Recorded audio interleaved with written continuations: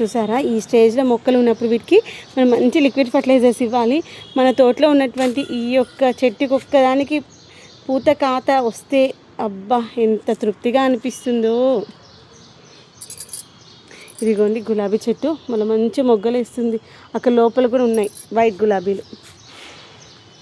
నేనే అన్ని మొక్కల్ని క్రూన్ చేసేసి ఇలా సపోర్ట్ ఇచ్చి పెట్టుకుందని అయిపోయింది. ఎందుకంటే వాన వస్తుంది కదా, వానలు స్టార్ట్ అయినాయి కాబట్టి ఎండాకాలంలో కూడా వానలు వస్తున్నాయి కదా, గాలి వస్తూ ఉంది. అప్పుడు ఈ యొక్క చెట్లు అటు ఇటు పడిపోయి ఇరిగిపోయే ఛాన్సెస్ ఉంటాయి అనమాట.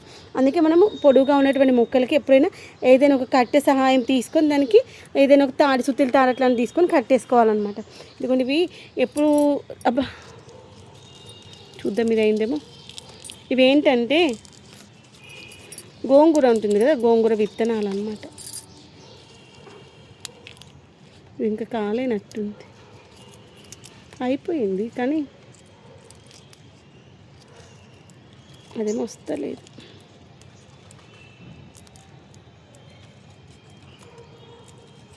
కాయ ఎండిపోతే వచ్చేసినాయి లేండి, తీసేసేయాలి. ఇంకా వానలు పడుతూ ఉన్నాయి కదా. ఇది గోంగూర విత్తనాలు ఫామ్ అయిపోయినాయి. సీజర్స్తో కట్ చేద్దాం. ఇంకోండి నేను గోంగూర పెడితే అసలు రాలేవన్నమాట, ఇలా అయిపోయింది. సర్లే అది విత్తనాల కోసం ఉంచేద్దాం అనేసి ఉంచేసాను. ఇవన్నీ కూడా మంచిగా ఇలా ఓపెన్ అవ్వాలి. ఓపెన్ అయింది, ఇది ఒక్కటే కాయ ఓపెన్ అయిపోయింది. ఇంకోండి ఇది ఒక్కటే కాయ ఓపెన్ అయింది అన్నమాట. ఇక్కడ బ్లాక్ ప్లేస్లో పెట్టి చూద్దాం. ఇది ఒకటే కాయ ఓపెన్ అయింది. ఇలా ఓపెన్ అయినటువంటి కాయని విత్తనాలు తీసేసుకోవాలి. లేదంటే వర్షం పడింది అనుకోండి, దాని లోపలికి విత్తనాల లోపలికి వాటర్ పోతే అవి మళ్ళీ పాడైపోయే ఛాన్సెస్ వస్తాయి అన్నమాట. అందుకని ఆల్రెడీ వానలు పడుతున్నాయి కదా అనేసి ఒకసారి చూసా. ఈ యొక్క పైన ఉన్నటువంటిది ఈ ఆకులు ఉంటాయి చూడండి, అవి కూడా బాగుంటాయి తెలుసా. టేస్ట్ మా మమ్మీ చేస్తుండే చట్నీ సూపర్గా ఉంటుండే. అమ్మ అసలు ఏది వేస్ట్ అవ్వకుండా అన్నీ మంచిగా చేసింది. ఇప్పుడు అనిపిస్తుంది అప్పుడు అమ్మ వేస్ట్ అవ్వకుండా చేసేది అనిపిస్తుంది, కానీ అవన్నీ మన ఆరోగ్యానికి చాలా మంచిదని ఇప్పుడు అర్థమవుతుంది. ఏది కానీ మన దగ్గర ఉన్నప్పుడు దాని యొక్క విలువ తెలియదు కదా.